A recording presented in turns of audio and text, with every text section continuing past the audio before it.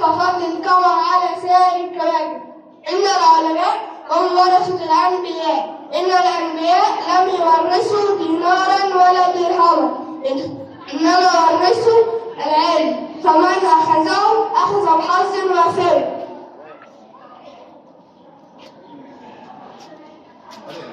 أصدقائي، السعيد من يتعلم ويتعظ مع الحياة ويأخذ العبرة والحكمة والخبرة من تجارب الآخرين. فمع أقوال الحكماء وحكمة اليوم والطالب ياسين خالد.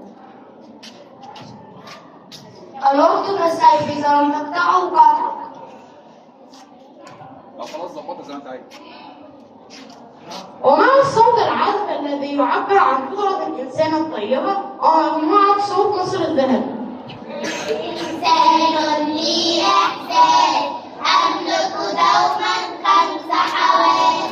بالأنف أشم الوردة وبيدي ألمس والهزة. بالعينين أرى الأعلام تخفق في أمن وسلام. بالعينين أرى الأعلام تخفق في أمن وسلام. بالأذنين أسمع تغريد العصفور وهو يحرك فوق الدور. بلساني أتذوق حلوى وبها جسمي يصبح أقوى. يا بنات اللي ما خلفش بنات ما يشبعش من الحنية ولا بأس الحلويات. حلوة الأيام فعنية علشان خلف كنية، ولا شفت الأرض اتهزت ولا ملت الحيط عليا. سقفوا الرز بنات الفرحة ملوش ميعاد. ضحكتها لما اتولدت بتقدر في الأعياد. وعمر الذي لما جاءه الموت يوم أنطعم حملوه إلى البيت. الدم يجري والسم في جسده يسري، فينادون على عمر قم يا أمير المؤمنين. يريدون أن يستيقظ عمر قد مضى وقد غاب في غيبه. قال ابن عبد الله تريدون أن يستيقظ عمر؟ قالوا أيستيقظ عمر؟ أيستيقظ عمر؟ قالوا نعم. قالوا كيف؟ قال اذهبوا إلى أبي واغمسوا في أذنه وقولوا الصلاة يا أمير المؤمنين. ذهبوا إلى عمر همسوا في أذنه وقالوا الصلاة يا أمير المؤمنين. فاستيقظ عمر في الحال وقال الصلاة الصلاة. هل أصلى الناس؟ هل صلى الناس؟ لا حظ في الإسلام لمن ترك الصلاة. لا حظ في الإسلام لمن ترك الصلاة.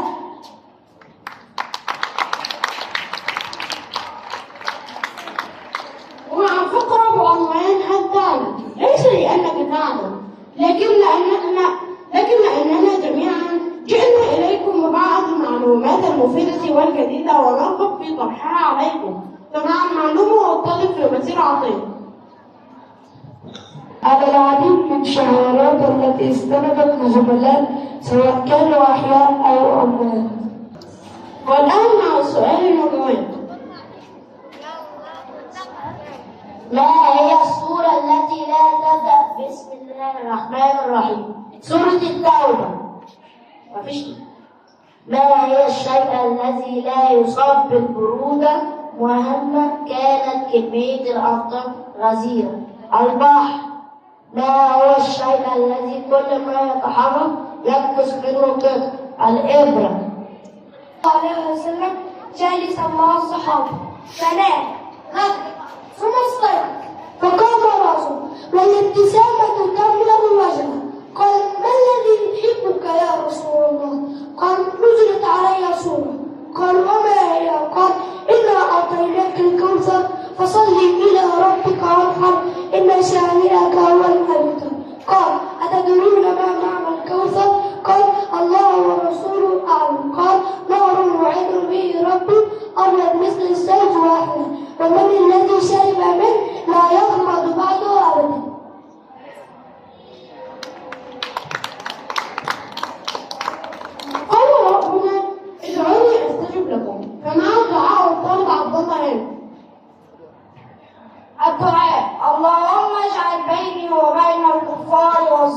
العالمين سطرا من نورك.